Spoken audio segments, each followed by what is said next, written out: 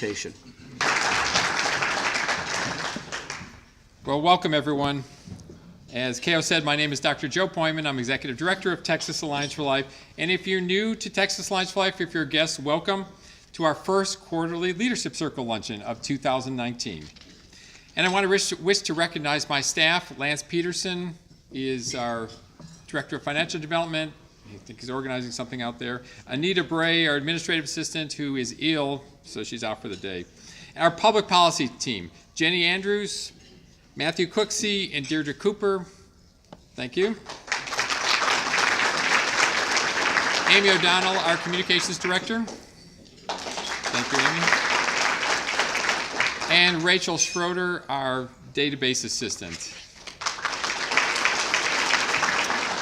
By the way, speaking of Rachel, if you all are interested in being a volunteer judge for the Lone Star Christian Communications debate tournament, there's one coming up. Please see Rachel and Gregory Maska after the luncheon. They're back there. We had that terrific speaker at our April meeting last year, Tiffany Burrell, if you recall. This is the kind of stuff that she does, and they need judges like all of us to help them out. So you can find out how you can help. First, I also wish to thank everyone who made the October benefit dinner so successful. We had more than 1,300 people in attendance. I mean, that's one of the biggest in the state. And we were all there to hear Katie Talento, the Special Assistant to the President for Healthcare Policy. I found it just truly amazing to hear about the many things the Trump administration are doing and accomplishing to promote life. Things that we do not hear in the mainstream media. No surprise. But if you missed all of that and you wish to watch the videos of her speech and others, they're all available at the Texas Alliance for Life YouTube page and the Facebook page. Listen to this. We raised an astounding $430,000 through that event, our most ever. In a moment, you're going to hear why, because we have a special guest, but I'll save that for in a moment. We just had the Texas Rally for Life at the Capitol in Austin, and as you know, January 22nd marked the 46th anniversary of the tragic Roe v. Wade Supreme Court decision. That's a decision that struck down Texas protective law, which had been passed in 1854. That's the law that protected unborn babies from abortion. That ruling made abortion legal through the entire 9 months of pregnancy, even on minor girls without parental consent, for all 50 states. In the wake of Roe, abortion has just claimed an unthinkable number, more than 60 million unborn babies, and harmed countless women and men. So to put that on, we had a coalition of more than 45 organizations from all across the state. We all pulled together to host the Texas Rally for Life.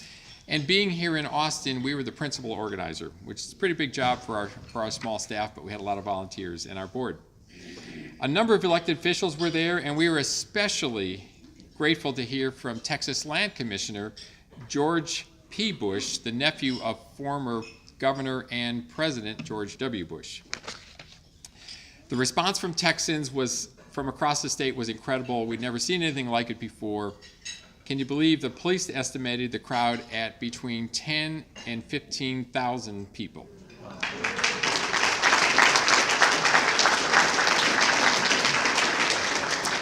The Texas legislature is meeting for its 20-week biennial session, working with partner organizations including the Texas Catholic Conference of Bishops, the Texas Baptist Christian Life Commission, and Texans for Life, and a number of other organizations. Some of our goals include completely defunding Planned Parenthood at the state and local levels. You may recall that the city of Austin recently made a contract for 20 years to lease a facility to Planned Parenthood at $1 a year. That's got to stop. We also want to ban a particular type of lawsuit called a wrongful birth lawsuit. What is a wrongful birth lawsuit? How can a birth be wrongful? Well, this is a suit brought by parents of a baby born with a disability, like Down syndrome, spina bifida, cleft palate, and they sue the doctor because they believe they were not properly informed of the disability in time to abort the child. So they sue for the cost of raising the child through the child's life, and some of these judgments are multi-million-dollar. I mean, that just sends exactly the wrong message, that a child with a disability is somehow wrongfully born, and that they are less of value than a person who does not have disabilities.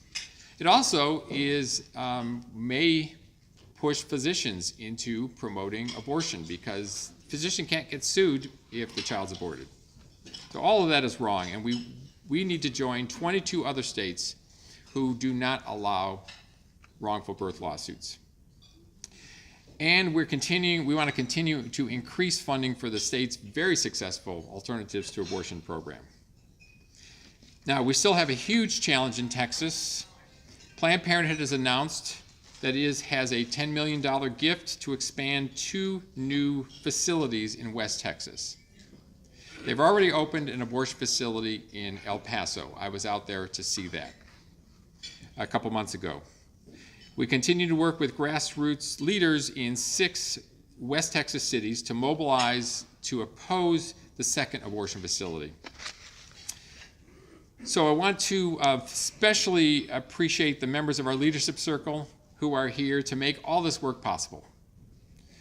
And we thank you for bringing guests. One, we want them to hear this great message, and they may want to consider joining the leadership circle, and I think there's flyers on all the tables to help you do that. Well, at this time, I want to